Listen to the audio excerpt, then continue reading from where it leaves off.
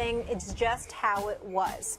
Stephen A., has this article changed your mind on your opinion of Durant, hearing that they weren't that close to begin with?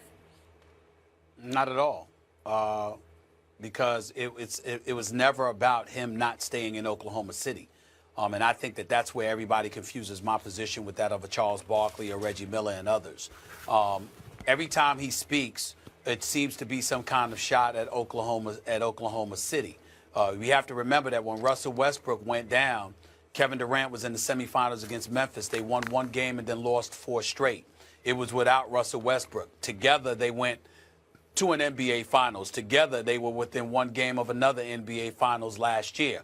But he has every right to decide that he wants to leave there. He doesn't want to be there anymore. There were people in defense of Kevin Durant. There have been many people who have looked at Sam Presti, who has established himself as just a great executive in the game, by the way. They felt like, hey, while other teams were getting better, Oklahoma City was interested in getting younger. Gone were the James Hardens of the world, the Reggie Jacksons of the world, people like that.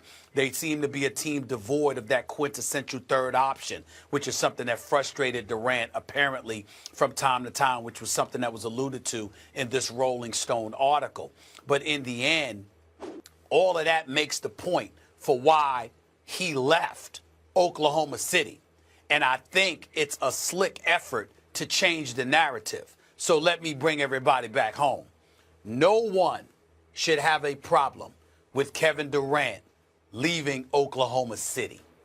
Kevin Durant had the right to leave Oklahoma City. He gave them 9 great years. He never cheated them. He was a perennial all-star and superstar in this game. Leaving Oklahoma City is not the narrative anyone should focus on. I disagree with Barkley on that front. I disagree with Reggie Miller on that front. All of those guys. I have no issue with Kevin Durant leaving Oklahoma City. It's who you chose to go to. Choosing to go to an already established champion who should have been 2-time champions, with already a 2-time league MVP and a superstar, with already the greatest shooting backcourt in history.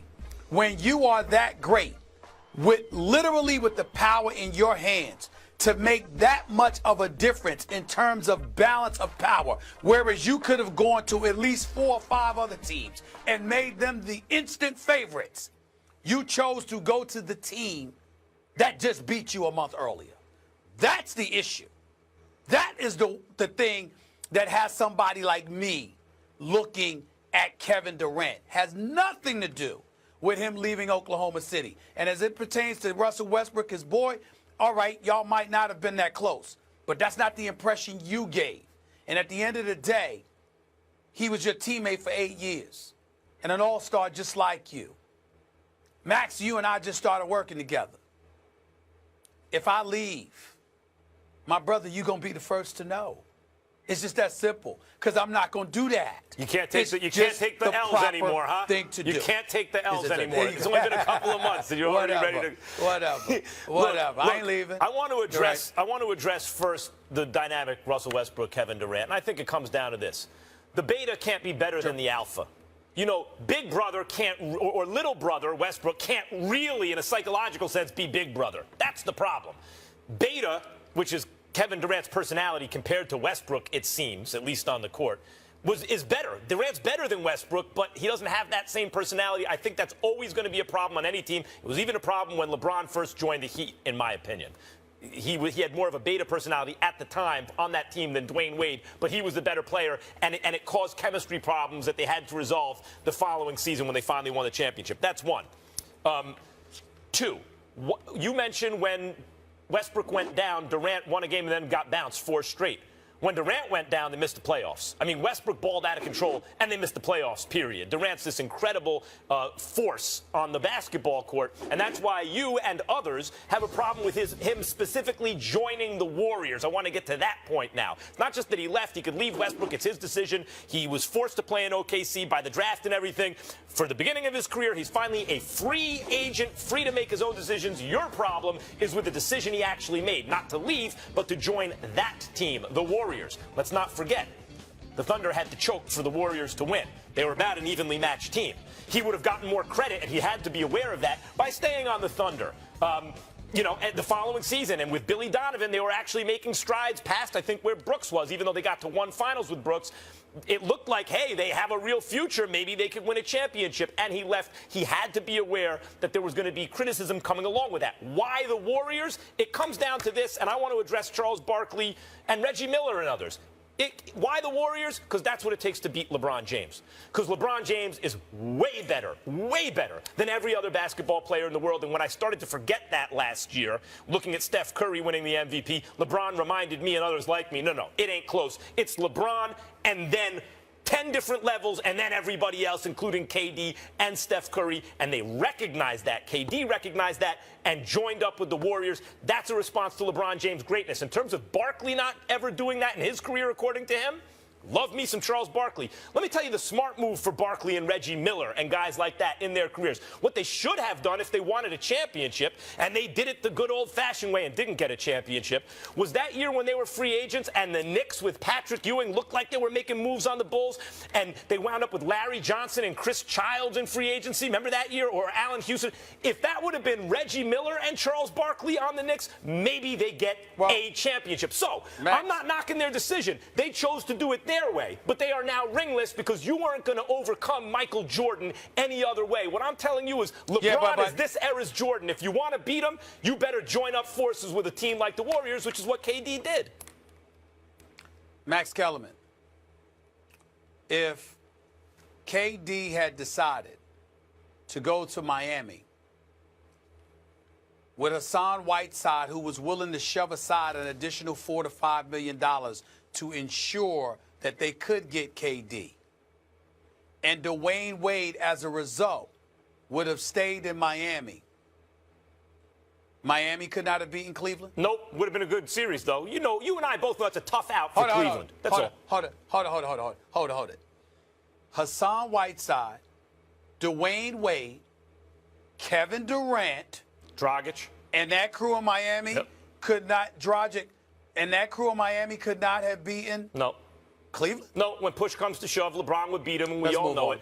Stephen A., who would you pick? I don't know that. I don't know that. When push comes to shove, we would both be sitting here. We'd be in the pre-production meeting when the playoffs rolled around. You and just we'd be like, how are we going to talk about you this? We both questions agree and then Cleveland's answering going to win. You asking questions and just you asking questions and answering it yourself. I'm good like that. I'm telling you, if Kevin Durant was with D. Wade and the rest of the crew in Miami, if they were all together in Miami, I would have picked them to beat Cleveland.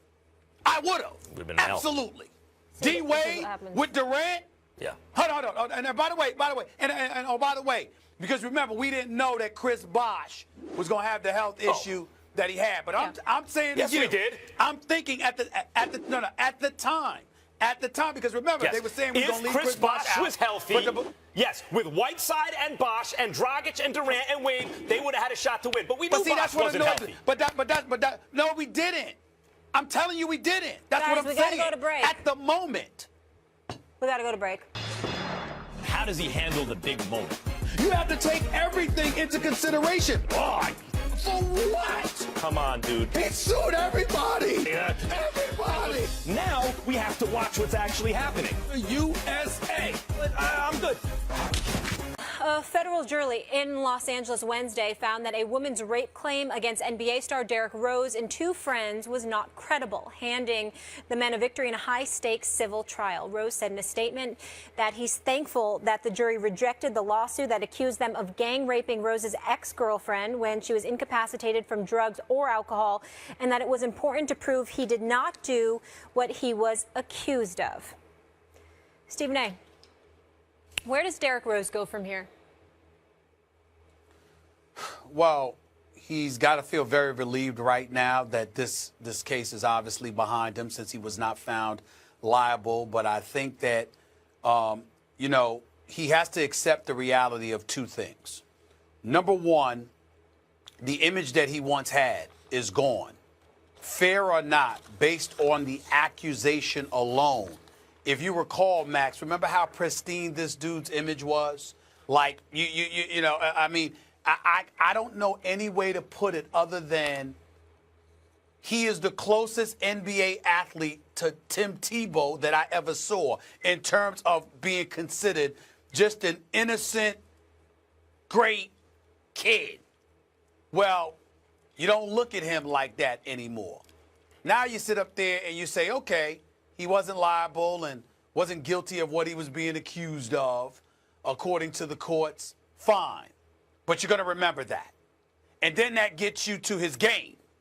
And when you look at his game, the Derrick Rose that was the league MVP in 2011, the Derrick Rose that had you believing that somehow, some way, Miami, with LeBron James and those boys, weren't going to be able to go to 4 straight NBA finals.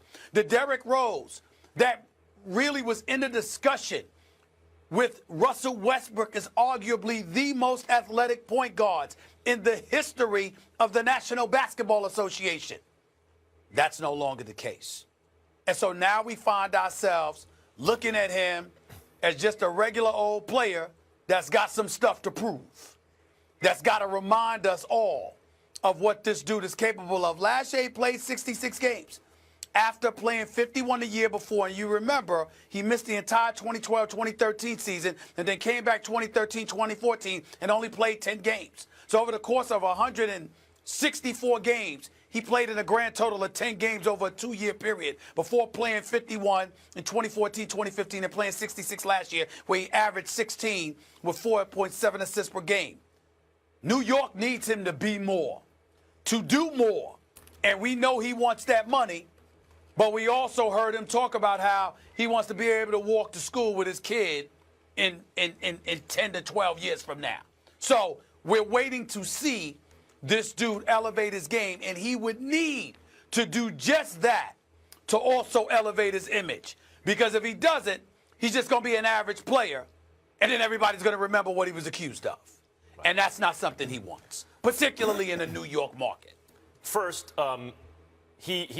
let's start in the beginning with the charges and what just happened. He maintained his innocence the entire time. Many people who looked at it felt like he had a good case, or rather the case against him was probably not going to win. And in fact, that's what happened. He was found not liable of this, which is a very serious thing. So I don't want to just brush that off as though we're not dealing with that as though it's a serious thing before we get to basketball, because it is. And to your point, he was the guy everyone used to love to love. You know, there are the love-to-hate guys, and there are a couple athletes here and there who everyone seems to love to love. That was Derrick Rose, and that's gone forever, along with the player he used to be, due to catastrophic injury in the case of his actual game. But I want to get to what maybe he can be now going forward. I think that you look at him in the second half of last season, he was better than in the first half, it seemed to me. Significantly better. He was getting better as the season went on.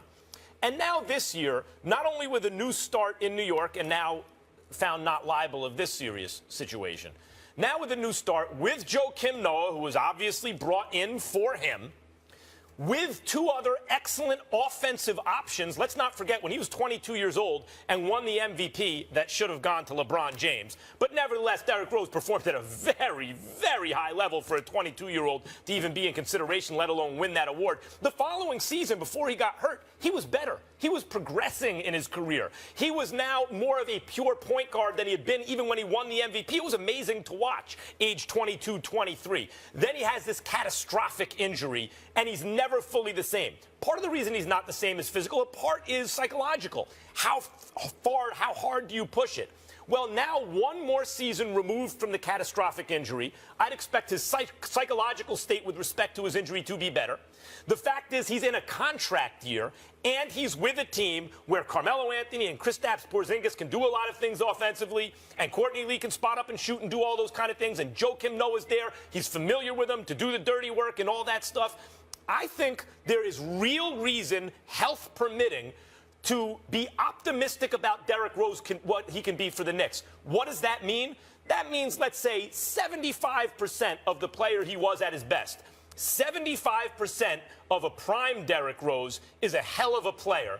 And I think that he can be that if he stays healthy. I think there's reason for optimism with Derrick Rose. I disagree with you that 75% of Derrick Rose is still a prime player. I don't believe that. And here's why I don't believe that. Because Derrick Rose's game was predicated on athleticism, his ability to get to the basket, etc. Now, there's no doubt that he's an upgrade from Jose Calderon. I mean, who the hell is it? You might be. But the bottom line is, and Jose Calderon's a very nice guy, just not a very good player as far as I'm concerned any longer. Right, Anymore. He once was, but not anymore. But 75% of Derrick Rose, 75% of Steph Curry or somebody like that, yes, because they could shoot. But because of athleticism, 75% is not good enough. You need more from Derrick Rose than 75% if the New York Knicks and him are going to make the kind of noise we hope they're going to make. One last thing I want to add before we go to break. I thought it was kind of embarrassing and tasteless for the jurors to be taking pictures after with the seriousness